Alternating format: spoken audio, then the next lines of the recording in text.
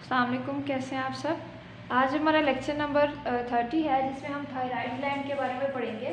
Thyroid gland क्या है? सबसे लार्जेस्ट ग्लैंड है हमारी बॉडी का, जिसमें जो नेक रीजन में प्रेजेंट होता है और बिलो लेरेक्स होता है, मतलब लेरेक्स के नीचे होता है ये। और इसका काम यह है कि ये एक हार्मोन प्रोड्यूस करता है जिसको हम थायरोक्सिन बोलते हैं। थायरोक्सिन हार्मोन का काम क्या है?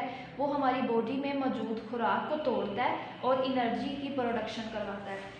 अब थायरोक्सिन हार्मोन कब रिलीज़ होगा? जब हमारी बॉडी में आयोडीन वगैरह मौजूद होगा।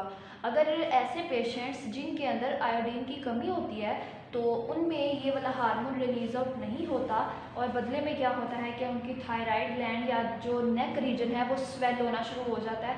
और फिर हम कहते हैं कि ऐसे पेशेंट्स जो हैं, ऐसे पर्सनस जो हैं, इनको एक डिजीज़ है जिसको हम ग्वाइटर का नाम दे देते हैं। कहा गया है, अगर आप साइड वाला बॉक्स चेक करें उसमें लिखा है कि गवर्नमेंट को चाहिए कि वो जो साल्ट रिफाइनरीज हैं उनमें जो साल्ट के अंदर ऐड करें आयोडीन को, ताकि लोग जो हैं वो ज़्यादा से ज़्यादा आयोडीन इस्तेमाल करें। अब इसके अलावा अब दो तरह की प्रोडक्शन है। एक कंडीशन ऐसी आती है कि जब हमारी बॉडी में ये जो हार्मोन है थायरोक्सिन हार्मोन ज़्यादा अमाउंट में प्रोड्यूस होना शुरू हो जाता है। अगर तो ये हार्मोन ज़्यादा अमाउंट में प्रोड्यूस हो गया है तो बदले में क्या होगा कि हमारी बॉडी में एनर्जी की प्रोडक्शन ज़्यादा हो जाएगी, हमारी हार्ट बीट तेज़ हो जाएगी, या फिर हमें पसीना आना शुरू हो जाएगा, या हमारे जो हाथ हैं वो कांपना शुरू कर देंगे। ये सारी कंडीशंस तब होती हैं जब बंदे में ये जो थायरोक्सिन हार्मोन है वो ज़्यादा अमाउंट में रिलीज़ हो जाए। और अगर ये हार्मोन कम अमाउंट में रिलीज़ हो तो फिर क्या होता है कि ऐसे पेशेंट्स जो होते हैं उनमें एनर्जी का जो लेवल होता है वो बहुत कम हो जाता है, मतलब एनर्जी प्रोडक्शन जो लेवल है वो बहुत कम हो जाता है। इसके अलावा उनकी जो हार्ट बीट होती है वो बहुत स्लो हो जाती है। ये तो था थायरोक्सिन हार्मोन, जिसमें हमने पढ़ा कि आयोडीन रिक्वायर था और किस तरह आयोडीन की अगर प्रोडक्शन कम होगी या आयोडीन नहीं रिक्वायर होगा तो फिर क्या होगा, और अगर ये हार्मोन जो है ज़्यादा रिलीज़ होगा तब क्या होगा, और अगर ये हार्मोन कम रिलीज़ होगा तो तब क्या होगा। अब थायराइड ग्लैंड एक और हार्मोन रिलीज़ करता है जिसको हम बोलते हैं कैल्सीटोनिन।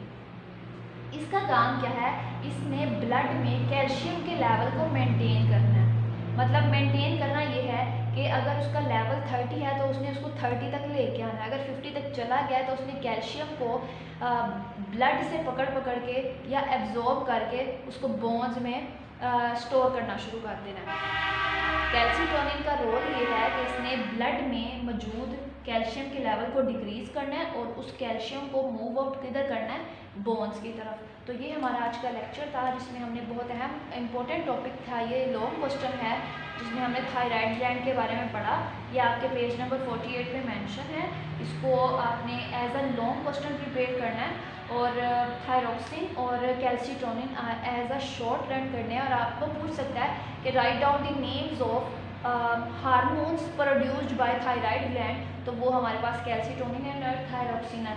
फिर वो पूछ सकता है right down the two conditions in which thyroxine release in over amount और लो अमाउंट। तो फिर आपने बताना है कि वो जो कंडीशंस हैं वो हाइपोथायरॉयडिज्म है और हाइपरथायरॉयडिज्म है। तो ये हमारा आज का लेक्चर था। Thank you so much. Stay home, stay safe, अल्लाह हाफिज़।